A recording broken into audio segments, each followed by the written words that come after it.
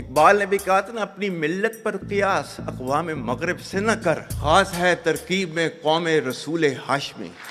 Field marshal Syed Asim Munir वो शख्स है जो सिर्फ पाकिस्तान के डिफेंस लीडर नहीं बल्कि एक स्ट्रेटेजिक जीनियस है, जिसने वक्त से पहले दुश्मन के हर प्लान को पहचान कर नाकाम बनाया। पाकिस्तान की हिस्ट्री में रेयर ही ऐसे लीडर्स आते हैं जो इंटरनेशनल और डोमेस्टिक चैलेंजेस को एक साथ टैकल कर सकें, लेकिन आसिम मुनीर ने ये सब एक साथ करके साबित कर दिया कि वो सिर्फ एक सोल्जर नहीं बल्कि एक लेजेंड है।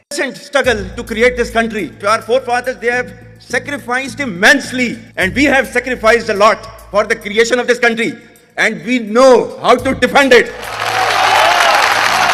2017 में प्रोजेक्ट इमरान खान रीलॉन्च किया गया, जिसका मकसद था पाकिस्तान को डिफ़ॉल्ट में धकेलना और डी-न्यूक्लियराइज करना और फिर उसको इंडिया के आगे निहत्था करके फेंक देना। इसराइल की ये स्ट्रेटजी थी इमरान खान की रिजीम को तब तक कायम रखना जब तक पाकिस्तान प्रॉपर तरीके से इकोनॉमिक कोलैप्स में डूब नहीं जाता। पाकिस्तान को डिफ़ॉल्ट में धकेल कर उसके न्यूक्लियर और डिफेंस कैपेबिलिटीज़ को छीन लेना। प्रोजेक्ट इमरान खान की मज़ीद डिटेल्स हमने सेपरेट डॉक्यूमेंट्री की सूरत में अपने चैनल्स पर अपलोड की हैं। अगर आप चाहें तो उसकी कंप्लीट टाइमलाइन और डिटेल देख सकते हैं। उम्मीदें वाबस्ता हो रही थी, पहले ही से एक हीरो की शक्ल में था, वो इस्लाम की बात करने चला था, वो अपने कल्चर की बात करने चला था। गोल्डस्मिथ 5 करोड़ पाउंड को पहली सलामी मिलने वाली है, ये कीमत किससे की दी जा रही है? गौर कीजिए।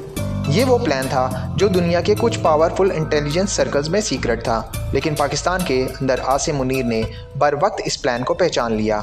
उन्होंने इस सीक्रेट प्लॉट का डिटेल एनालिसिस किया और हर लेयर को डीबंक करके इसराइल के प्लान को फ्लॉप कर दिया। आसिम मुनीर ने सिर्फ डिफेंस और मिलिट्री पावर को स्ट्रेंथन नहीं किया बल्कि पॉलिटिकल और इकोनॉमिक स्टेबिलिटी के लिए भी स्टेप्स लिए, जिनमें पीटीआई की रिजीम के इन्फ्लुएंस को लिमिट किया गया, इंटरनेशनल सपोर्ट और अलायंस का लेवरेज लेकर पाकिस्तान को डिफ़ॉल्ट से बचाया गया, मैस वेपन्स और एडवांस डिफेंस सिस्टम्स को डिप्लॉय करके इंडिया और ग्लोबल एडवर्सरीज के लिए स्ट्रॉन्ग डिटरेंस क्रिएट किया गया। हमने अल्लाह की मदद आते हुए देखी, महसूस की। वही अंसुरकुमुल्लाहु फला गालिब लकुम, हमने महसूस किया। तो जो इसराइल ने फिर सेकंड प्रोपेगेंडा कैंपेन लॉन्च किया, जिसका मकसद था खाना जंगी का नैरेटिव क्रिएट करना और इमरान खान को पॉलिटिकल कायोस में इन्वॉल्व करके डीस्टेबलाइज करना। लेकिन अल्लाह के हुक्म से और आसिम मुनीर की टाइमली इंटरवेंशन से ये प्लान भी फ्लॉप हुआ और पाकिस्तान स्टेबल रहा। इमरान खान को फाइनली लीगल फ्रेमवर्क में हैंडल किया गया और जेल में बंद कर दिया गया। After former Prime Minister Imran Khan was arrested at the Islamabad High Court on corruption charges linked to the Al Qadir Trust. The arrest triggered an immediate and fierce reaction.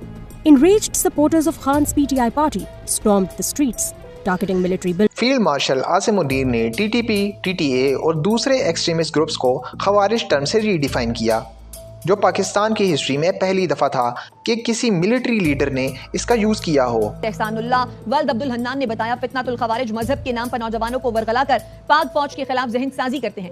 Commander Badri, commander Mushtaq, commander grenade और इस्लामुद्दीन के लिए 3 साल सहूलतकारी की। खारजी दहशतगर्द ने एतराफ़ किया, बख्तरबंद गाड़ी और टटोर में पुलिस स्टेशन पर हमले समेत मुख्तलिफ कार्रवाइयाँ की।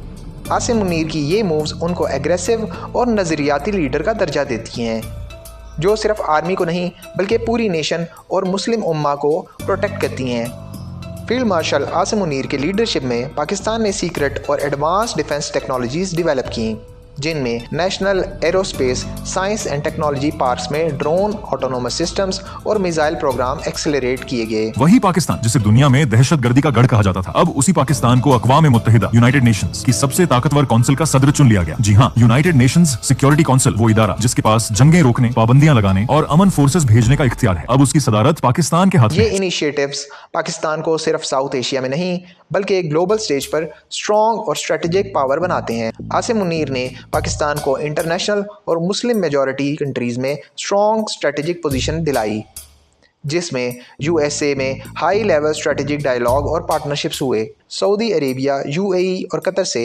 डिफेंस और सिक्योरिटी कॉर्पोरेशन डिफेंस पैक्ट्स किए गए और सऊदी अरब में तारीखी स्ट्रेटेजिक बाहिमी दिफाई मुआहदा तय पा गया। पाकिस्तान हरमैन शरीफैन के तहफ्फुज़ में सऊदी अरब का शराकतदार बन गया। मुकद्दस मकामात के दिफा में पाकिस्तान सऊदी अरब के शाना बशाना। इजिप्ट, जॉर्डन, टर्की, इंडोनेशिया के साथ कोलैबोरेशन और काउंटर टेररिज्म फ्रेमवर्क डिसाइड किए गए।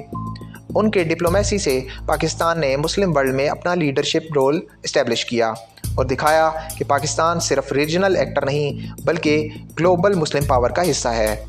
इसके अलावा अनगिनत ऐसे काम हैं जो कि जनवरी 1, 2025 से लेकर जनवरी 1, 2026 तक हो चुके हैं, जिनकी मज़ीद डिटेल्स हमारे ब्लॉग पर मौजूद हैं।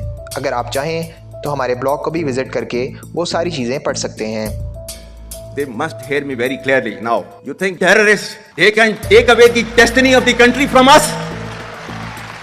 If this great Pakistani nation and the Pakistani armed forces, if 1.3 million Indian army with all their wherewithal, if they cannot intimidate us and they cannot coerce us, these terrorists can subdue the armed forces of Pakistan.